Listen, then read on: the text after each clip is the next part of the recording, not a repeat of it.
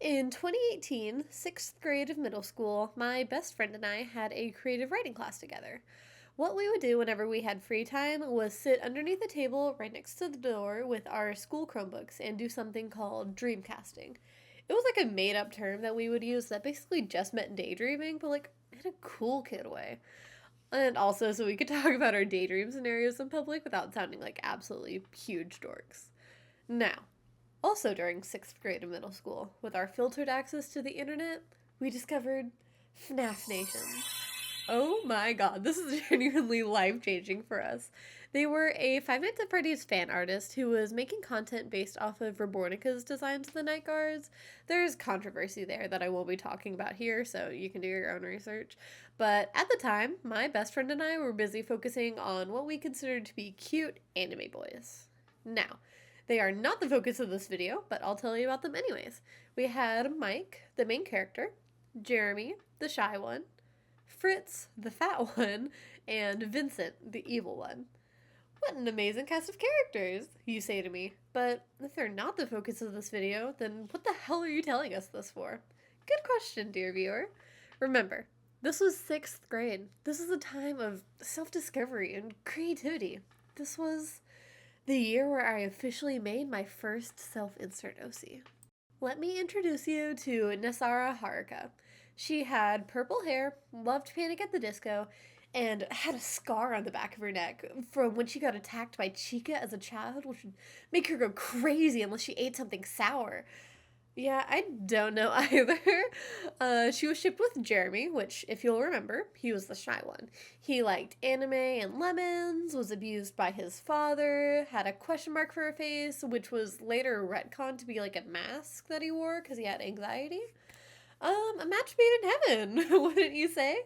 In the fan fictions we wrote, Nessa and Jeremy were dating and went to college together with Liv, no last name, and Lance Whitman, and they were all best friends who would get up to wacky hijinks together. She worked as a night guard with Jeremy at the Freddy's location that they lived near, and then it just never got back up again. A plot device, I suppose. In later years, she became more laid back, running a cafe called Homebrewed on her own because, oh god, you guys aren't ready to hear this. Nessa and Jeremy broke up. Oh god, I know you guys are really invested right now, but we gotta put that on the back burner. Let's go to the speed bait. I wanted to lean into a more alternative look for her. In my head, I had the idea of piercings, DIY dyed hair that's a couple months grown out, baggy clothes that are 100% thrifted. You get it. I wanted to make her look tired and laid back, giving her darker under eyes and a more withdrawn pose to try and convey that.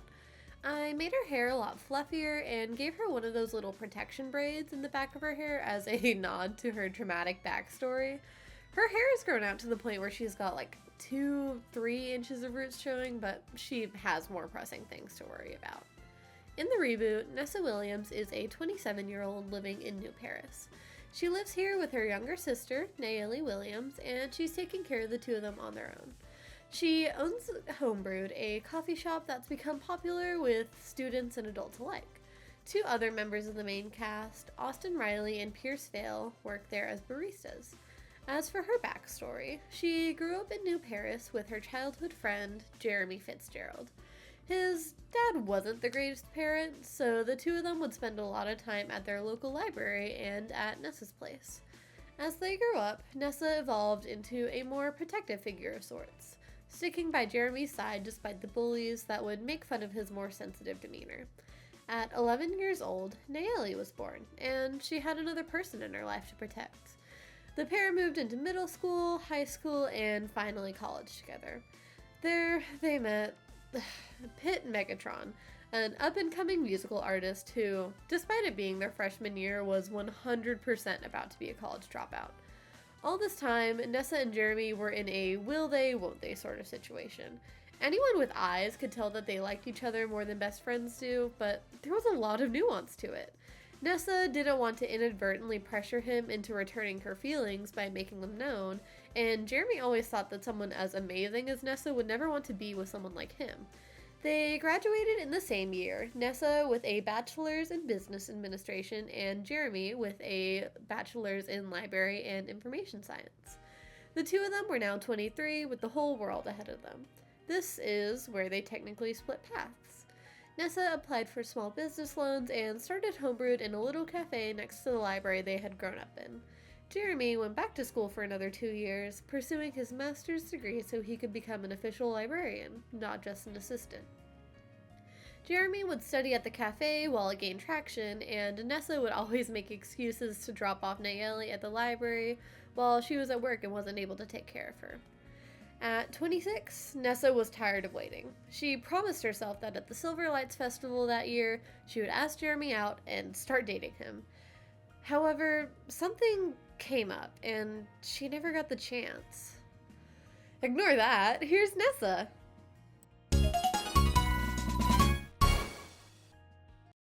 Meet Nessa Williams. She was the holder of the fnaf+miraculous, with the power of thievery. This was meant to be a power where she could, turn into a shadow and magically make her way over to an item she wanted and steal it. Admittedly, I was not the best at coming up with ideas for miraculouses, but she's my baby. She had a baseball bat as her weapon, and she would be all stoic and cool in her superhero personality, and yeah. She was shipped with Chloe Bourgeois. She hung out with Jamie and Marinette and Alia and whoever else we have in this AU.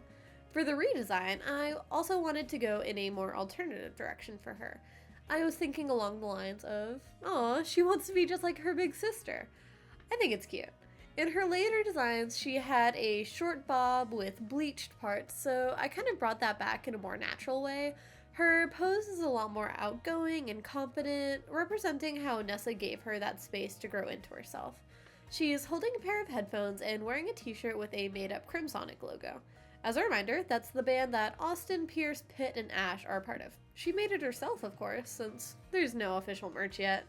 She also has a little ferret charm on her bag as a reminder of her old design. So let's officially introduce her, shall we? Nessa Williams is 16 years old and goes to Francois Dupont High, where she meets Jamie and Maggie, slowly becoming friends with the two. She already knows Chloe and the rest of the class because they all grew up in the same classes together. Nayeli is the holder of the dog miraculous named Chien Pate, or Puppy Paws. Sorry, Sabrina. She's a sweet hero who takes care of a lot of the public relations, since Ladybird and Momoko are more on the reserved side. When she's not fighting Akumas, Amoks, or other various bad guys, she's helping out her sister at Homebrewed, listening to music on her collection of custom burned CDs, or sneaking into Le Grand Paris to hang out with Chloe. Definitely because she just wants to use the fancy facilities there, not because she has a crush on a certain blonde or anything like that. Why would you even think something like that? Besides, it's not like Chloe would ever like another girl. Everyone can see the way she looks at Adrian. She's happy with just being her friend for now. I guess she's just like her sister in that way. She has more important things to worry about, though. Being a full-time student, full-time superhero, and part-time barista means she has enough on her plate already.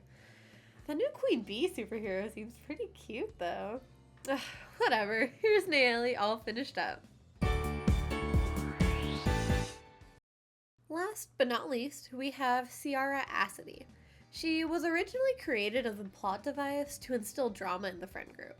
She was a siren pony hybrid from Equestria that came in through the mirror, I guess, and she decided she really wanted this white guy. She took the normal human route of writing her number down on his drink receipt and flirting with him, but that didn't work. So she used her siren powers to mind control him to break him up with Nessa, but then she blamed the breakup on Nessa and swooped in to comfort him and be with him instead. After that, she I don't even know, man. She was just a B-word. She wore graphic t-shirts, liked anime and video games, and worked as a barista at Starbucks. Support the unionizing workers, by the way. We should still be boycotting anyways, but now we have an extra reason to. I'll put a link to the Starbucks Workers United websites in the description. Back to Sara. She stayed with Jeremy for a while, but eventually she got bored of him. Um, she ended up getting pregnant with Jeremy's child, but broke up with him before he could find out and left their newborn child on his doorstep and disappeared, never to be seen again. What was I on? His name was Jacket, by the way. Jack for short. There's no art or writing for him because we kind of lost interest around this point. Fly high or whatever. In the redesign, Sara Acid is 26 years old, living in New Paris. She works as a receptionist at a fancy spa and spends her free time posting engagement bait on Twitter so she can get monetization off the blue checkmark she pays for every month. Since I also had a My Hero Academia OC named Ciara, I made her color scheme more green, especially since green represents envy, but also like those mint chocolate chip color palettes and outfits that you see on Pinterest, you know? I took some really vague inspiration from Regina George, Hello Kitty girls, very like 2000s fashion choices. She gets her nails done every 3 weeks and her hair done every 6. Originally, she takes interest in Jeremy when she meets him at a fan event for an anime they both like. She's chatting him up, she's getting his number, all that, and Jeremy is taken aback. He doesn't really get out much, and he's not one to have conversations with people, so this pretty girl flirting with him is a completely unprecedented situation. They talk online for a couple weeks, and Ciara is laying it on thick. She wants this white boy bad. And Jeremy, he's confused. You remember how earlier in Nessa's section I was talking about how Nessa didn't confess because she didn't want to pressure him into returning her feelings? Yeah, that's because I'm projecting onto him. Out of all 2 official-ish relationships I've been in, I got into both of them because the other person liked me first. In the first one, I felt bad for saying no to her, and in the second one, I liked the attention he was giving me. Hey guys, I think y'all can tell where this is going. Ciara asks him out, and he reciprocates. I am putting him through torture machines banned by the Geneva Convention in here. Now, he's been keeping all of this a secret from Nessa, not out of like malice or hatred or anything, it's just awkward to talk about, you know?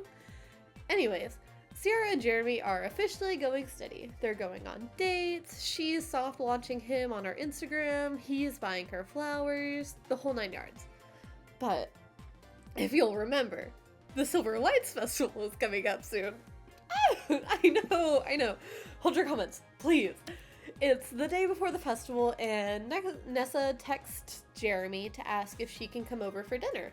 She'll bring pizza, of course, she's not a monster. Jeremy agrees, saying that he actually has someone over if she's okay with that.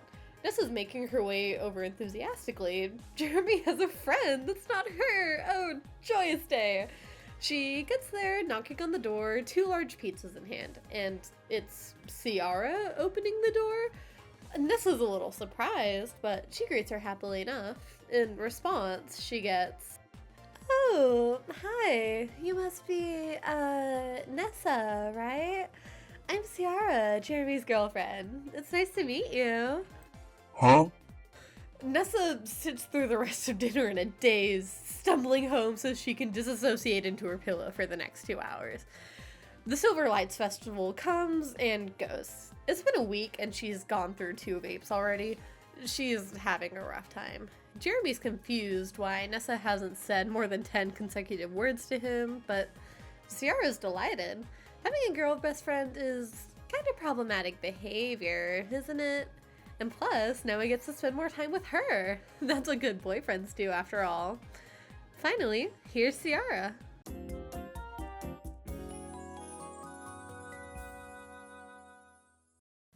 So, what did you think? Were you intrigued? Do you want more of the story? Did you like my art? Well, if you want more, like the video, subscribe to my channel, leave a comment telling me what flavor vape you think Nessa has. And if you do all of those, maybe I'll think about it. Anyways, thank you all so much for watching. Stay safe and I'll see you soon.